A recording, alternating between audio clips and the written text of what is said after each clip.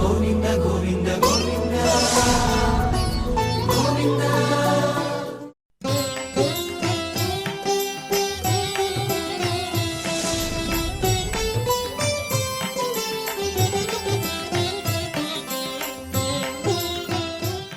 గురుర్బ్రహ్మా గురుర్విష్ణుః గురుర్దేవో మహేశ్వరః గురుః సాక్షాత్ పరం బ్రహ్మ తస్మై శ్రీ గురవే నమః.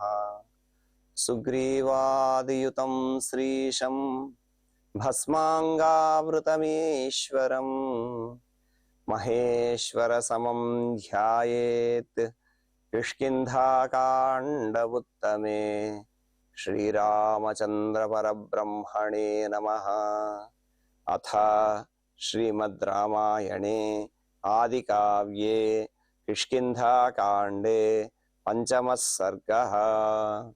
తమద్యవాలినం పశ్య క్రూరైరాశీ విశోపమయైః శరైర్వినిహితం భూమౌ వికీర్ణమివ పర్వతం. సుగ్రీవుడు రామచంద్రునితో స్నేహం చేసుకున్న తరువాత తన వృత్తాంతాన్ని తెలియజేసి తాను వాలి వలన ఏ విధంగా భయపడుతున్నాను అనేటటువంటి అంశాన్ని కూడా చెప్పి తనకు వాలి నుంచి అభయాన్ని రక్షణ కలిగించమని కోరుకుంటూ ఉన్నాడు. అలా వాలి నుంచి అభయాన్ని కోరినటువంటి సుగ్రీవుని చూసి రామచంద్ర ప్రభువు మిత్రధర్మాన్ని ఆచరిస్తున్నటువంటి వాడై మిత్రధర్మంతో అంటే తన యొక్క స్నేహితుడికి తాను ఉపకారం చెయ్యాలి అని ఆ మిత్రధర్మాన్ని తెలుపుతున్నటువంటి వాడై వాలినం వధిష్యామి, వాలిని నేను సంహరిస్తాను అని అన్నాడు. వాలిం వధిష్యామి. కాబట్టి వాలి యొక్క మరణం అనేది నిశ్చయము.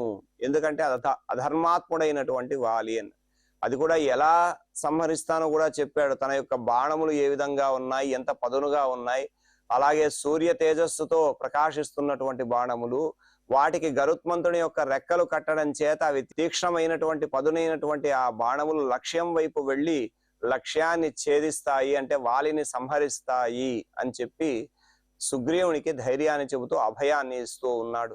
అలా చెబుతూ ఉన్నటువంటి వాడు అంటే సుగ్రీవుని భయాన్ని తొలగించే విధంగా వాలిని సంహరిస్తాను అని చెప్పి వాలి మరణాన్ని నీవు చూడగలవు అనేటటువంటి మాట ఇక్కడ చెబుతూ ఉన్నాడు. అంటే సుగ్రీవునికి ధైర్యం కలగాలి, రామచంద్రుడు వాలిని సంహరిస్తాడనేటటువంటి విషయం అర్థం అవ్వాలి.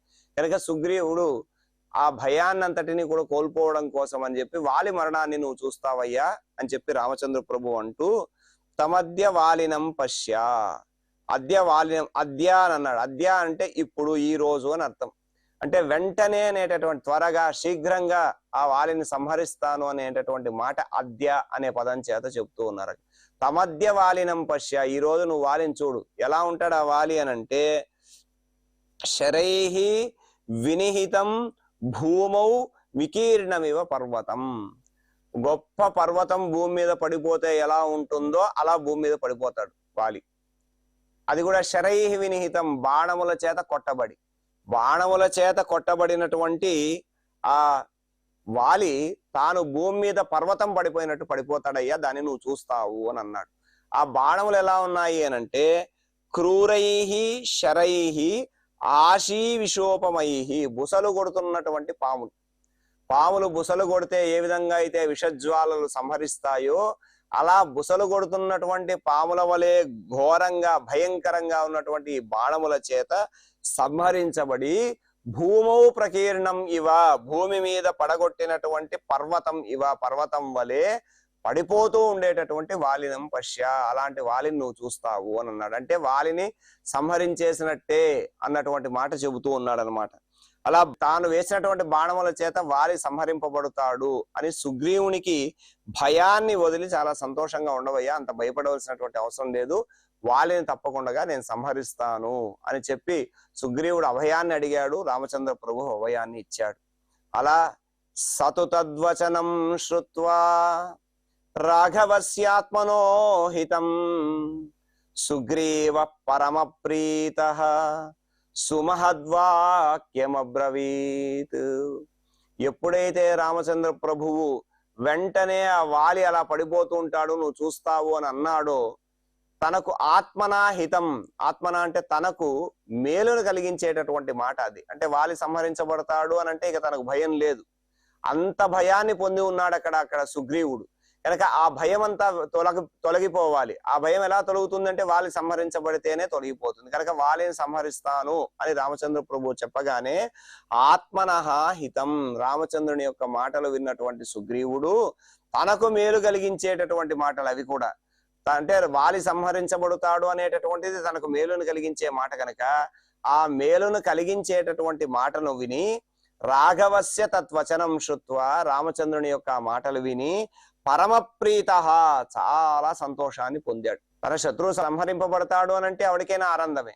అలాంటిది తాను ఎవరి చేతనైతే భయపడి ఇన్ని నాళ్ళు కూడా దాక్కుని తిరిగి తిరిగి తిరిగి ఇక్కడికి రాడు అని చెప్పి ఋష్యముఖ పర్వతం మీద తాను ఆశ్రయించి ఉన్నాడో అలాంటి వాలిని సంహరిస్తాను అని రామచంద్రుడు చెప్పినటువంటి మాట చాలా ఆనందాన్ని కలిగించి పరమప్రీత, చాలా సంతోషాన్ని పొందినటువంటి వాడై పరమం వాక్యం అబ్రవీత్, శ్రేష్టమైనటువంటి వాక్యాలు పలుకుతూ ఉన్నాడు అని ఇక్కడ రామచంద్రుడు తనకు మేలును చేస్తానని చెప్పినటువంటి మాటలు విని ఆనందంతో సుగ్రీవుడు రాముడితో పలుకుతూ ఉన్నాడట. అలా రామచంద్రుడి మాటలు విని అధికమైనటువంటి ఆనందాన్ని పొంది తనకు కలిగినటువంటి సంతోషంతో పరమప్రీతుడైనటువంటి సుగ్రీవుడు పరమప్రీతితో రామచంద్రుడితో మాట్లాడుతూ ఉన్నాడు. మాట్లాడుతూ ఆయన అంటున్నాడు, తవ ప్రసాదేన నృసింహ రాఘవ ప్రియాంచ రాజ్యంచ సమాప్నుయామహం తథా కురుత్వం నరదేవ వైరిణం యథా నిహంస్యద్య రిపుం మమాగ్రజం. చాలా ఆనందం కలిగింది సుగ్రీవుడికి రామచంద్రుని మాటలు విని. ఆ ఆనందంతో రామచంద్రుని పరాక్రమమైనటువంటి మాటలు విన్న సుగ్రీవుడు అంటున్నాడు, నృసింహ, నరులలో శ్రేష్ఠుడైనటువంటి వాడా. అంటే గొప్ప ధైర్యాన్ని ఇచ్చాడు సుగ్రీవునికి కనుక నృసింహ అని సంబోధన చేస్తూ ఉన్నాడు. శ్రేష్టమైనటువంటి వాడు నృసింహ, నరుల్లో శ్రేష్టమైనటువంటి వాడా ఓ రాఘవ, ఓ రామచంద్ర. తవ ప్రసాదేన అహం ప్రియాం రాజ్యంచ సమాప్నుయాం, నీ యొక్క అనుగ్రహం చేత అహం నేను ప్రియాం నా భార్యను రాజ్యంచ రాజ్యలక్ష్మిని ఈ రెండింటినీ కూడా సమాప్నుయాం తప్పకుండా పొందెదను గాక అని అంటున్నాడు. అంటే తాను ఇక ఆ రాజ్యాన్ని తన భార్యను తాను పొందినట్టే అన్న ఒక ధైర్యం కలిగింది సుగ్రీవునిలో.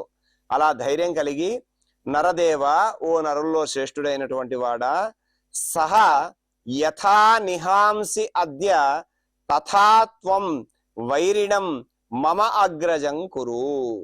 ఏమని అడుగుతున్నాడు ఇక్కడ అంటే తాను రాజ్యాన్ని తన భార్యను పొందుతాననేటటువంటి నమ్మకం వచ్చేసింది సుగ్రీవునికి. రామచంద్రుని యొక్క మాటలు ఆ విధంగా ఉన్నాయి. రామచంద్రుని పరాక్రమం తెలిసినటువంటి వాడు హనుమంతుడు రామచంద్రుడి యొక్క బలాలను చక్కగా తెలియజేశాడు కనుక వాలిని ఎలా సంహరించాలో ఆ విధంగా నీవు చేసేవయ్యా వెంటనే అని అడుగుతున్నాడు. అది కూడా యథా నిహంసి అద్య, అద్య అంటే వెంటనే అనేటటువంటి అర్థంలో ఇక్కడ. అంటే నీవు ఏ విధంగా వెంటనే నశింపజేస్తావో తథాత్వం మమ అగ్రజం వైరిణం కురు, వెంటనే ఆయన నశించిపోవాలి. అలా నశించిపోవడానికి నువ్వు ఏం చెయ్యాలో అలా చేసేసేయి. మా అన్న అయినటువంటి వాలి ఎవరైతే ఉన్నాడో శత్రు మమ వైరిణం, నాకు శత్రువు అయినటువంటి వాడు, శత్రువు అయినా నా అన్నను సంహరించడానికి ఏం చేయాలో అది చేసేసేయి, వెంటనే చేసేయి అన్నాడు. అలా వెంటనే చేసేయి అని అంటే వాలి మరణం చేతనే ఈయనకు భార్య రాజ్యము రెండు కూడా ప్రాప్తిస్తాయి కనుక వాలి వెంటనే చనిపోవాలి, వాలి సంహారం అనేది జరగాలి. కనుక నా విరోధి శీఘ్రంగా సంహరించబడడానికి నీవు ఏం చేస్తావు, నీ బాణాలు ఎలా విడుస్తావో చెప్పావు కదా, అవి బుసలు కొడుతున్న పాముల్లాగా వెళ్ళి లక్ష్యాన్ని ఛేదిస్తాయి అన్నావు కనుక ఆ బాణాలు వెంటనే విడిచి నా దుఃఖాన్ని తొలగించవయ్యా, నాకు వాలి నుంచి ఉన్న భయాన్ని పూర్తిగా తొలగింపజేయి, వాళ్ళని సంహరించు అని అన్నాడు. అని అంటూ ఆయన అంటూ ఉన్నాడు. ఈ విధంగా వీళ్ళు మాట్లాడుకుంటూ ఉన్నారు. అంటే ఒకరేమో సీతమ్మ తల్లి అపహరణ వృత్తాంతం రామచంద్రుడు ఆ సుగ్రీవునికి చెప్పడం, తప్పకుండా నీ భార్యను వెతికిస్తాను అనేటటువంటి మాట సుగ్రీవుడు చెప్పాడు. అలాగే వాలిని సంహరించి నీ భార్యను నీకు తిరిగి వచ్చేటటువంటి విధంగా చేస్తాను అని చెప్పి ఇక్కడ రామచంద్ర ప్రభువు చెప్పారు. ఈ విధంగా వీళ్ళిద్దరి మధ్య మాటలు జరుగుతూ ఉన్నాయి. ఇద్దరు కూడా మిత్రులయ్యారు, చక్కగా మాట్లాడుకుంటూ ఉన్నారు. అలాంటి సందర్భంలో సీతా కపీంద్ర క్షణదాచరాణాం రాజీవ హేమజ్వలనోపమాని సుగ్రీవరామ ప్రణయ ప్రసంగే వామాని నేత్రాణి సమం స్ఫురంతి. వాల్మీకి మహర్షి చాలా అద్భుతమైనటువంటి ఒక శ్లోకం చెప్పాడు. ఇక్కడ రామచంద్రునికి సుగ్రీవునికి స్నేహం కలిగి పరస్పరము వారి యొక్క బాధలను చెప్పుకుంటూ దాని నుంచి వారిద్దరూ ఎలా బయటికి రావాలో పరస్పరం ఒకరికొకరు మేలును చేసుకుంటూ ఉన్నారు. అలా చేసుకుంటున్నటువంటి సందర్భంలో అంటే రామచంద్ర వాలిని సంహరించి తనకు అభయాన్ని ఇవ్వమని సుగ్రీవుడు అడగడం, రామచంద్ర ప్రభు వాలిని సంహరిస్తానని చెప్పడం, అలాగే సీతమ్మను వెతుకుతానని చెప్పి సుగ్రీవుడు చెప్పడం, ఇవన్నీ కూడా వీళ్ళిద్దరి మధ్య మాటలు నడుస్తూ ఉన్నటువంటి ఆ సందర్భంలో పరమమైత్రితో ప్రేమతో మాట్లాడుకుంటూ ఉన్నారు. ఈ సందర్భంలో ముగ్గురి కళ్ళు అదిరాయి అని అంటాడు మహర్షి. అక్కడ అంటే కళ్ళు అదరడం ఏమిటి అని అంటే ఇక్కడ చాలా చక్కగా చెబుతున్నాడు ఆయన. అంటే ఇక్కడ కవితా నైపుణ్యం, వాల్మీకి మహర్షి యొక్క కవితా నైపుణ్యం మనకు చక్కగా కనిపిస్తుంది. అంటే చాలా అద్భుతంగా చెబుతున్నాడు ఆయన. ఏం చెబుతున్నాడయ్యా అని అంటే ముగ్గురి కళ్ళు అదిరాయి అన్నాడు. అదరడం ఏమిటి అంటే శుభ అశుభాలు రెండింటినీ కూడా తెలియజేస్తున్నాడు. అక్కడ భవిష్యత్తులో జరగబోయేటటువంటి శుభాశుభాలు చక్కగా ఈ శ్లోకంలో చెప్పాడు. ఏమిటది? సుగ్రీవరామ ప్రణయ ప్రసంగే, సుగ్రీవునికి రామునికి ప్రణయ ప్రసంగం అంటే ఏమిటి అంటే స్నేహం జరిగినటువంటి ఆ సందర్భంలో సుగ్రీవునికి రామునికి స్నేహం జరిగింది. వారిద్దరూ కూడా చక్కగా మిత్రులు ఇద్దరు మాట్లాడుకుంటూ ఉన్నారు. అలా మాట్లాడుకుంటున్నటువంటి ఆ సందర్భంలో సీత కపీంద్ర క్షణదాచరాణం ముగ్గురున్నారు. సీతాదేవి, కపీంద్ర వానరుడైనటువంటి వాలి, క్షణదాక్షరాణం, క్షణదాక్షరాణం అంటే రావణుడు, రాక్షసుడు అయినటువంటి రావణుడు. వీళ్ళ ముగ్గురు యొక్క రాజీవ హేమ జ్వలనోపమాని, పద్మము బంగారము అగ్నితో సమానములైన వామాని నేత్రాణి సంస్ఫురంతి, ఈ ముగ్గురు యొక్క ఎడమ కన్నులు ఒకేసారి అదిరాయట. అంటే ఇక్కడ చూడండి ఎంత చక్కగా ఉందంటే రాముడు సుగ్రీవుడు మాట్లాడుకుంటూ ఉండంగా ఇక్కడ జరుగుతున్న మాటలు కూడా ఏమిటి? అధర్మాన్ని నశింపజేసేటటువంటి మాటలే జరుగుతూ ఉన్నాయి. అధర్మము అంటే ఏమిటి? ఇక్కడ రావణుడు అపహరించుకు వెళ్ళాడు సీతమ్మని. ఆ రావణుని జాడ తెలుపమని చెప్పి సుగ్రీవుడిని అడుగుతూ ఉన్నాడు. సుగ్రీవుడు తాను వెతుకుతానంటున్నాడు. అంటే రావణ సంహారం అనేటటువంటి నిశ్చయం అవుతోంది. అలాగే వాలి గురించి మాట్లాడుతున్నారు. వాలిని నేను చంపి నీ భార్యను అప్పగిస్తాను అని చెప్పి ఇక్కడ వధిష్యామని ఏకంగా రామచంద్ర ప్రభువు చెప్పాడు. కాబట్టి వాలి సంహారం నిశ్చయం అయిపోయింది. సీతమ్మ తల్లి యొక్క నేత్రములు కూడా అదిరాయట. అలా సీతమ్మ తల్లి కపీంద్ర క్షణదాచరాణం రాజీవ హేమ జ్వలనోపమాని వామాని నేత్రాన్ని సంస్ఫురంతి. ఈ విధంగా వామనేత్రం, వామము అంటే ఎడం వైపు, దక్షిణము అంటే కుడివైపు. అందుకే మనం ప్రదక్షిణము అని అంటాం. ప్రదక్షిణము అంటే కుడివైపుకు తిరగడం, వామము అంటే ఎడం వైపు. వామాని నేత్రాన్ని ఎడం వైపు ఉన్నటువంటి నేత్రములు అదిరాయట. అలా వాలి వలన కలిగినటువంటి దుఃఖాన్ని తొలగించమని సుగ్రీవుడు, వాలిని సంహరిస్తానని రామచంద్రుడు, వీరిద్దరూ కూడా పరస్పరం మాట్లాడుకుంటూ ఉన్నటువంటి సందర్భంలో సీతాదేవికి, వాలికి, రావణునికి ముగ్గురికి కూడా నేత్రములు అదిరాయి అని అన్నాడు. శకున శాస్త్రము అని ఒకటి ఉంది. ఏమిటయ్యా శకునము అని అంటే శక్నోతి శుభాశుభం విజ్ఞాతుం అనేనా, శుభము అశుభము దీని ద్వారా తెలుస్తుంది కాబట్టి దానికి శకునము అని పేరు. ఈ శకునము అనేటటువంటిది శుభాశుభాలని తెలియజేస్తుంది అని అన్నారు. ఈ శుభాశుభాలను తెలియజేసేటటువంటిది కాబట్టి శకునము అన్నారు. మత్స్య పురాణాన్ని గనక చూస్తే శరీరంలో ఉండేటటువంటి అవయవాల స్పందనలు బట్టి ఏది శుభము ఏది అశుభము అనేటటువంటిది చక్కగా వివరించారు దాంట్లో. అది మత్స్య పురాణంలో మనకు కనిపిస్తాయి. అలాగే ఇక్కడ శకున శాస్త్రాన్ని అనుసరించి చూస్తే స్త్రీలకు ఎడమ కన్ను అదరడము అనేటటువంటిది శుభ సూచకము, పురుషులకు ఎడమ కన్ను అదరడం అనేటటువంటిది అశుభ సూచకము అని అన్నారు. ఇక్కడ ఎవరెవరికి కళ్ళు అదిరాయి అంటే సీతాదేవికి, వాలికి, రావణాసుడికి ముగ్గురికి కూడా ఎడమ కన్నులే అదిరాయి. అంటే సీతమ్మ తల్లికి శుభ సూచకము, రావణునికి వాలికి కూడా అశుభ సూచకము అని అన్నారు. సీతమ్మ తల్లికి శుభ సూచకం ఎలాగా అంటే రామసుగ్రీవుల మైత్రి జరిగింది. కబంధుడు చెప్పాడు, వెళ్ళి అక్కడ ఋష్యమూక పర్వతం మీద వానర శ్రేష్ఠుడైనటువంటి సుగ్రీవుడు అనేటటువంటి ధర్మాత్ముడు ఉన్నాడు, ఆ ధర్మాత్ముడితో స్నేహం చేసుకో, నీ భార్యను తీసుకెళ్ళి వెళ్ళినటువంటి రాక్షసుడి జాడ తెలుస్తుంది అని అన్నాడు. అలా రామసుగ్రీవుల మైత్రి జరిగింది కనుక సీతమ్మ తల్లికి ఎడమ కన్ను అదిరింది, శుభం కలిగింది. అంటే సుగ్రీవుని ద్వారా సీతమ్మ తల్లి జాడ తెలుస్తుంది. జాడ తెలిసిన మరుక్షణం రావణ సంహారం జరుగుతుంది. కాబట్టి సీతమ్మ తల్లికి శుభ సూచకం. ఇక వాలి ప్రస్తావన ఏమిటయ్యా అంటే వాలికి కూడా ఎడమ కన్ను అదిరింది, పురుషుడు కాబట్టి ఆయనకి అశుభ సూచకం. అలా వాలికి రావణునికి వీళ్ళిద్దరికీ కూడా అశుభ సూచకము అని అన్నారు. ఎందుకంటే రావణుడితో సుగ్రీవుడు మాట్లాడుతూ నా శత్రువైనటువంటి మా అన్న వాలిని సంహరించు అన్నాడు, నేను సంహరిస్తాను అన్నాడు రాముడు. కాబట్టి వాలి వధ అనేటటువంటిది నిశ్చయం అయిపోయింది కాబట్టి ఆయన ఎడమ కన్ను అదరడం అనేటటువంటిది ఆయనకు అశుభం.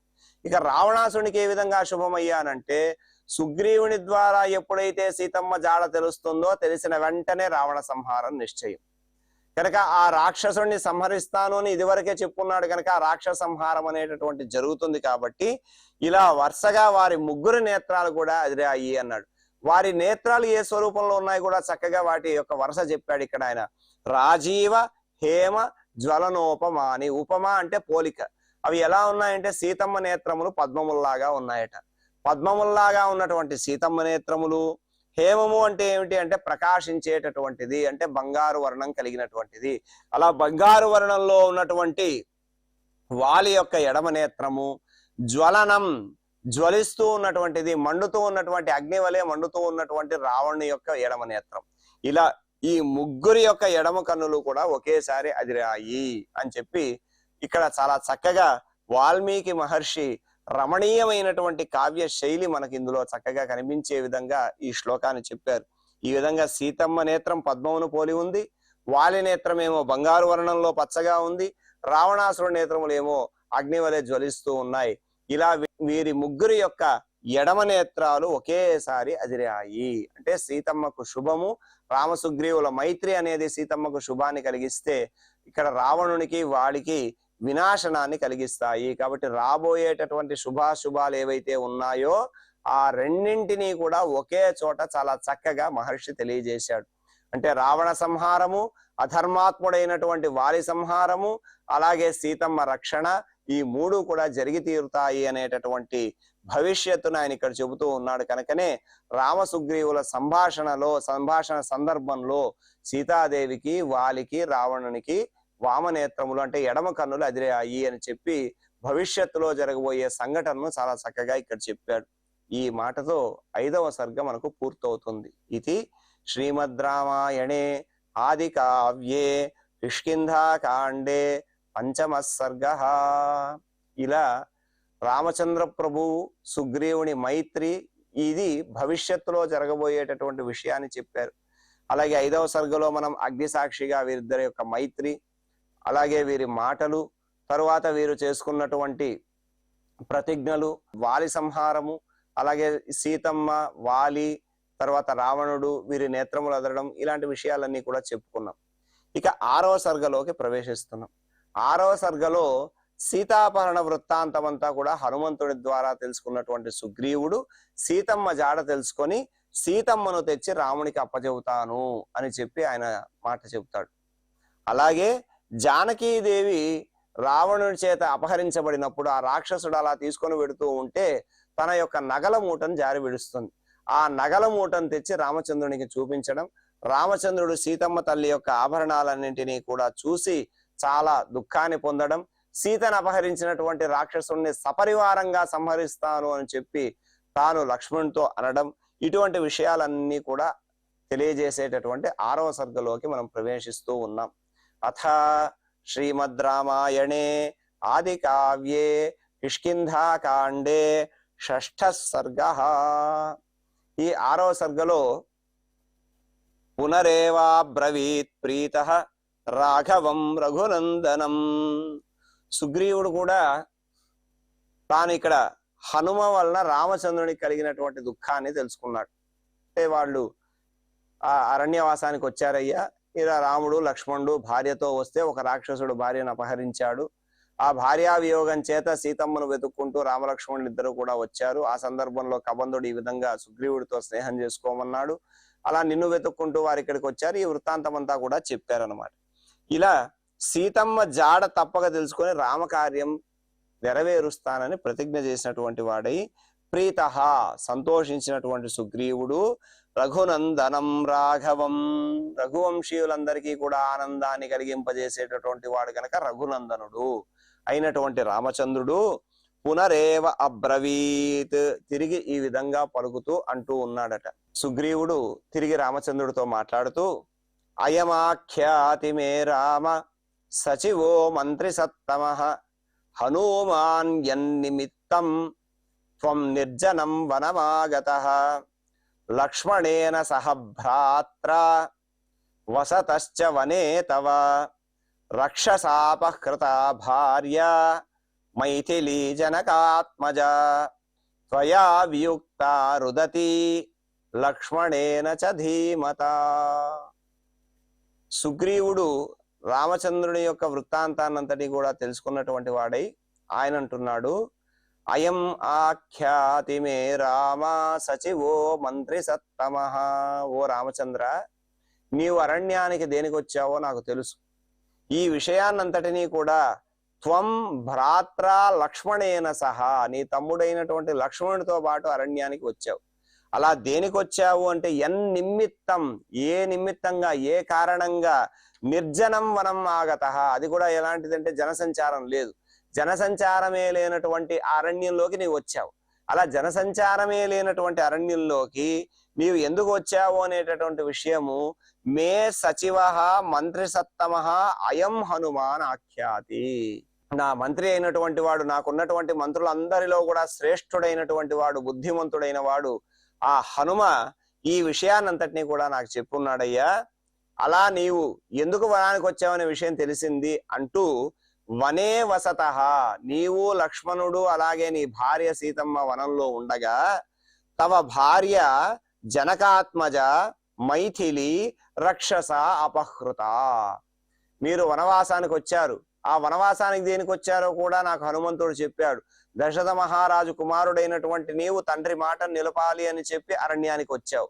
అలా అరణ్యానికి వస్తే నీవు, నీ తమ్ముడు, నీ భార్య అరణ్యంలో ఉండగా అక్కడ నీ భార్య, ఆమె కూడా జనక ఆత్మజ మైథిలి, జనకుని కుమార్తె, మిథిలా నగరానికి చెందినటువంటి జనకుని కుమార్తె అయినటువంటి సీతమ్మ రక్షస అపహృత, రాక్షసుని చేత అపహరించబడింది అన్న విషయం తెలుసుకున్నాను. అది కూడా మరి మీరిద్దరు ఉండగా ఎలా అపహరించబడింది ఆవిడ అనంటే త్వయా ధీమతేన లక్ష్మణేన చ వియుక్త రుదతి. మీరిద్దరూ కూడా ఆశ్రమంలో లేనటువంటి సమయం చూసుకొని ఇక్కడ ఆమె అంటే ధీమతేన లక్ష్మణేన సహా, నీతోనూ అలాగే ధీమంతులైనటువంటి మీ ఇద్దరూ కూడా వియుక్తురాలై మీకు దూరమై ఆమె విలపిస్తున్నదయ్యా. హనుమంతుని వలన ఈ విషయాలన్నింటినీ కూడా నేను తెలుసుకున్నాను. నీవు వనానికి వచ్చిన కారణము, అక్కడ సీతమ్మ అపహరించబడటము, అలాగే ఆ రాక్షసుడిని నీవు అన్వేషిస్తూ రావడం, ఈ విషయాలన్నీ కూడా నాకు తెలిసాయి. నీకు దూరమై లక్ష్మణుని యొక్క సహాయం లేకుండగా ఒంటరిగా ఆ రాక్షసుని చేత అపహరించబడినటువంటి సీతమ్మ ఏడుస్తూ ఉండగా అంతర ప్రేప్సునాతేన హత్వా గృధ్రం జటాయుషం భార్యా వియోగజం దుఃఖం ప్రాపితస్తేన రక్షస. అంతరం ప్రేప్సునాతేన, మీరిద్దరూ కూడా లేనటువంటి సమయం చూసుకొని అవకాశం కోసం ఎదురు చూస్తున్నటువంటి రాక్షసుని చేత ఆమె అపహరించబడింది. ఆమె అపహరించబడి అలా ఏడుస్తూ ఉండగా జటాయుషం గృధ్రం హత్వా, వాడేం చేశాడు, ఆ రాక్షసుడు సీతమ్మను అపహరించుకొని వెడుతూ ఉన్నప్పుడు రక్షించాలి అని వచ్చినటువంటి ఆ ముసలి గద్ద అయినటువంటి జటాయును కూడా హత్వా, దాన్ని కూడా సంహరించి భార్యా వియోగజం దుఃఖం ప్రాపిత, భార్యా వియోగ దుఃఖాన్ని నీకు కలిగించాడు అనేటటువంటి విషయం తెలిసింది. కనుక మీరిద్దరూ లేనప్పుడు, మీరిద్దరూ లేని సమయాన్ని అదునుగా చేసుకొని తాను ఆశ్రమంలో ప్రవేశించి సీతను అపహరించాడు. సీతను రక్షిద్దాము అని వచ్చినటువంటి జటాయువును కూడా సంహరించాడు. ఈ విషయాన్నంతటినీ కూడా నాకు తెలిసింది అని చెప్పి ఇక్కడ సుగ్రీవుడు రామచంద్రుడితో అంటూ ఉన్నాడు. అలా రామసుగ్రీవుల యొక్క సంభాషణను తెలిపేటటువంటి శ్లోకాలు మనం చక్కగా పారాయణ చేసుకుందాం. తమద్యవాలినం పశ్య క్రూరైరాశీ విశోపమైః శరైర్వినిహితం భూమౌ వికీర్ణమివ పర్వతం సతు తద్వచనం శ్రుత్వా రాఘవస్యాత్మనో హితం సుగ్రీవ పరమ ప్రీతః సుమహద్వాక్యమబ్రవీత్ తవ ప్రసాదేన నృసింహ రాఘవ ప్రియాంచ రాజ్యంచ సమాప్నుయామహం. తథా కురు త్వం నరదేవ వైరిణం యథా నిహంస్యద్య రిపుం మమాగ్రజం. సీతాకపీంద్రక్షణదాచరాణాం రాజీవహేమజ్వలనోపమాని. సుగ్రీవరామ ప్రణయ ప్రసంగే వామాని నేత్రాణి సమం స్ఫురంతి. ఇతి శ్రీమద్ రామాయణే ఆది కావ్యే కిష్కింధాకాండే పంచమః సర్గః. అథ శ్రీమద్ రామాయణే ఆది కావ్యే కిష్కింధాకాండే షష్ఠః సర్గః. పునరేవాబ్రవీత్ ప్రీతః రాఘవం రఘునందనం.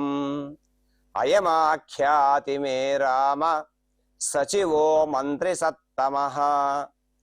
హనుమాన్ యన్నిమిత్తం త్వం నిర్జనం వనమాగతః. లక్ష్మణేన సహ భ్రాత్రా వసతశ్చ వనే తవ. రక్షసాపహృతా భార్య మైథిలీ జనకాత్మజా. త్వయా వియుక్తా రుదతి లక్ష్మణేన చ ధీమతా. అంతరప్రేప్సునా తేన హత్వా గృధ్రం జటాయుషం. భార్యా వియోగజం దుఃఖం ప్రాపితస్తేన రక్షసా.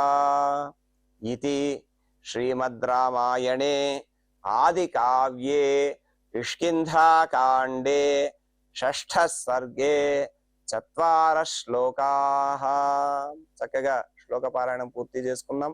క్షమా ప్రార్థనాలతో ఈ కార్యక్రమం పరిపూర్ణం చేసుకుందాం. యదక్షర పద భ్రష్టం మాత్రాహీనం చ యద్భవేత్ తత్సర్వం క్షమ్యతాం దేవ నారాయణ నమోస్తుతే. కాయేన వాచా మనసేంద్రియైర్వా బుద్ధ్యాత్మనా వా ప్రకృతే స్వభావాత్ కరోమి యద్యత్ సకలం పరస్మై నారాయణాయేతి సమర్పయామి.